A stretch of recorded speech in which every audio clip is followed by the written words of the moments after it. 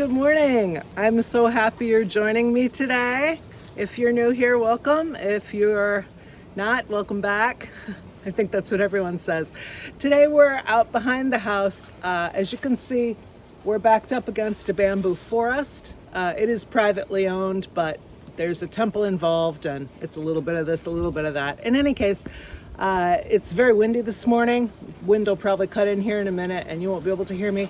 So we have the bamboo, which of course doesn't break, but swings until almost it's flat if there's nothing around it, but doesn't break, right? So that's of course the image that people like of, sort of the Japanese attitude, bending but not breaking, that sort of strength and resilience in just being centered, right? Not hitting up or banging against anything, but just being very centered and just swaying, being flexible, and then strong. This stuff isn't going anywhere fast, but some of the dead pieces, you can see the colors a little different here.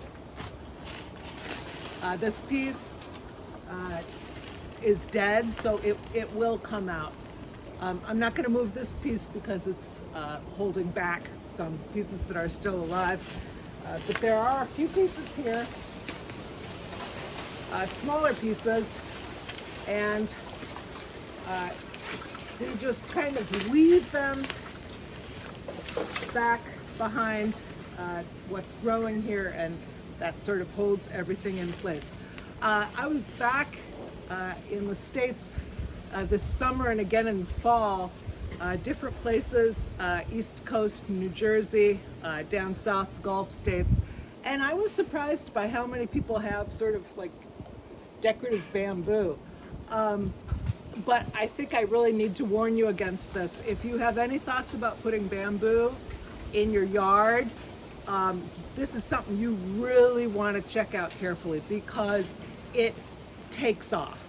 If you're in an environment where it has even half a chance, it doesn't matter if you get a little snowfall, if it's like hot like the tropics, it will take off and proliferate, and it's nearly impossible to get rid of once you've got it. So for our house, I don't know what they did, but I think we have a concrete wall that goes down pretty far, but we try and keep a 2 or 3 meter barrier without bamboo between the house and the forest you can see here. The word for bamboo forest in Japanese is chiku-rin. Chiku is take, bamboo, and rin or hayashi is forest. But I always tease the kids that it sounds like tickling, chiku-rin, right? Anyway, we try and keep a little swath of clear space here so that we don't get the roots coming up through the floor. And this will happen with the old style Japanese houses. It's not uncommon if it's an abandoned house to have some bamboo nearby send the roots, I think they're rhizomes actually because bamboo is technically grass, through the ground under the house, and then the bamboo will actually break through the floorboards and come up that way. So it's important to keep it back if you have any. It's important to thin it. It doesn't look like it, but there are people who come through and thin this. In some parts you can see the stands that have been thinned. You can kind of see the light through, and where they have not, here, this swath back here, it's much darker. It's really hard for the light to get through at all there. It's very hard to cut even though it's hollow inside. And most people who cut it in our neighborhood use a power saw. That's really the best way. And then, you know, like any piece of relatively soft wood, you can just pretty much go through quickly. And it's very heavy when you move it. So here's a piece. Let me see if I can, Okay, so this is very old. You can see it's black, basically rotting. You can see the inside is hollow there. You can see all the mold growth, black. right, that's grown, and you can see how it's all cracked. I mean, this has been up here in the forest for a while. So it's quite light. Everything's kind of dried out. But the newer pieces are definitely a lot heavier.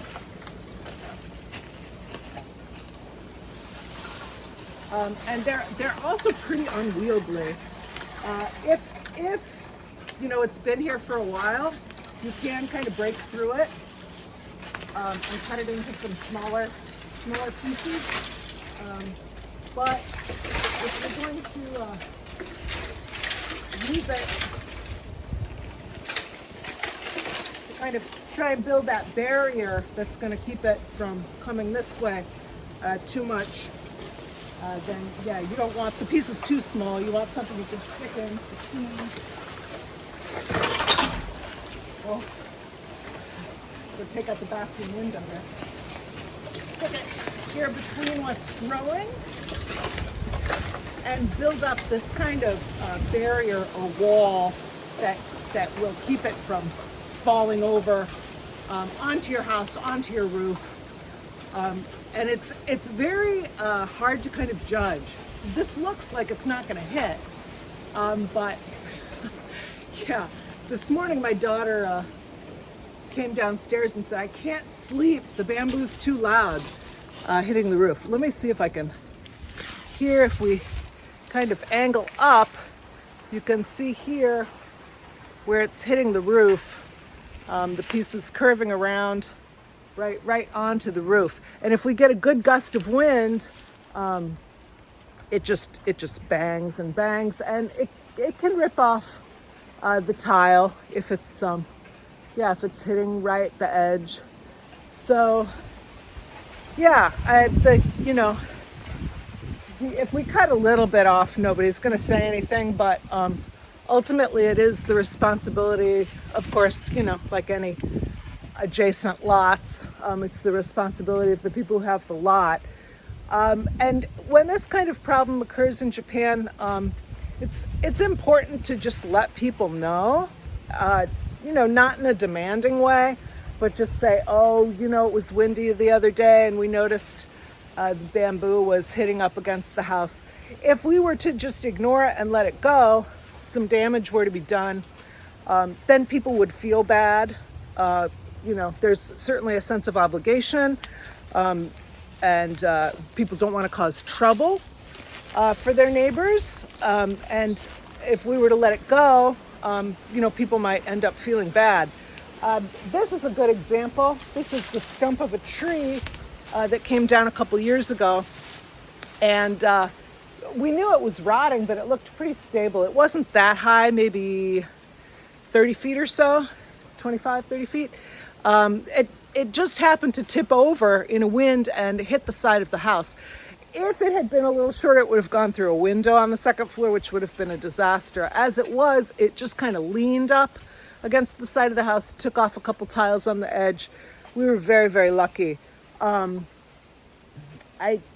guess we told the people who owned the lot, and they came over and they were so apologetic.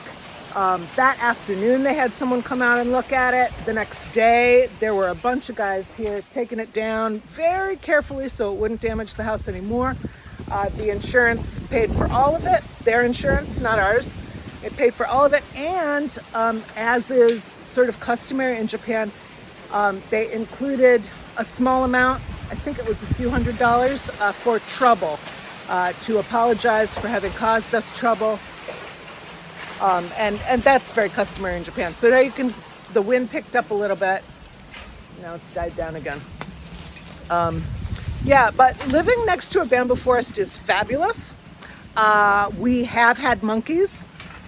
They built a highway through here so they don't come so much anymore. But if we have a cold spell and there's a lot of snow on the ground for a while, sometimes they come through the mountains and looking for food. I've videotaped them crossing the roof that you can see from our kitchen window. It's all houses on the other side, so we're sort of the last set of houses before the bamboo forest. Also, in the spring, there are the bamboo shoots, which come up, and they can be harvested and eaten. This is the wrong season, but that's whole, where I dug one of them up. I do not care for them. I mean, if I'm served them, I'll eat them. They're not, but some people consider it a delicacy, and they do sell them a couple blocks away. They harvest them on the other side of the forest, and they're pretty expensive. They require a little bit of preparation. You have to soak them for a while. Some people soak them in alkali to take out some of the irritants, and then cook them. Different ways to cook them: saute or boil. Put them in a savory custard.